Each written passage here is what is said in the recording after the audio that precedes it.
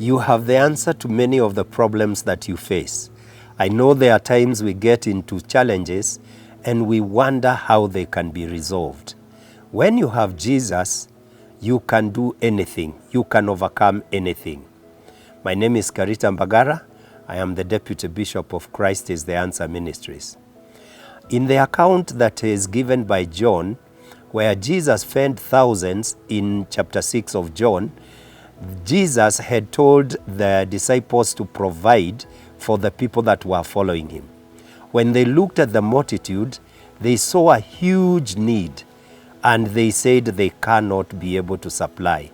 In fact, we are told that Philip said, even if we had wages of a year's worth of wages, we would not be able to meet and supply the needs of these people. But what happened later is that Andrew found a boy who had 5 loaves and 2 fishes, and he brought them to Jesus. And this was an answer to one boy who had the food and carried, and that turned out to be a seed that would supply to the needs of the people. And I want to say, when you have even that little seed, and you hand it over to the hands of Jesus, you will find that a miracle will take place and the challenge that you are facing will be overcome. That is true even in our lives. There are many times we don't know what to do, but there is a glimpse of hope. Perhaps we have something, but what we do is that we despise it or look down upon it, despite the Bible telling us that we should not despise the days of small beginnings. God is able to work with whatever little that you have in your hands.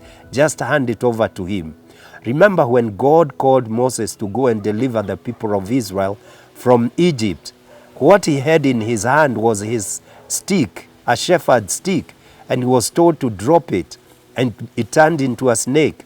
And with that, he was told, go and use it to become the sign that you will use to present to the people and bring them out of Egypt. God uses what is at hand. I want to ask you, instead of crying, instead of mourning, what is it that God has placed in your hand? It may appear like nothing. Ask him also to open your eyes, like he did for Moses, to see that the shepherd's rod he had can be turned into what thereafter is called the rod of the Lord. And because of it, he was able to lead millions of people out of Egypt. God wants to perform something great. And you see, God wants to use that which we look down upon and despise, because he wants to receive all the glory. I want to tell you, go and look for the 5 loaves and the 2 fishes, and hand them over to God.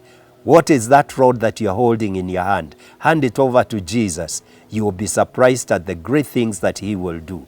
God bless you as you do that, and may you have a day or a week or a year full of miracles. Thank you very much.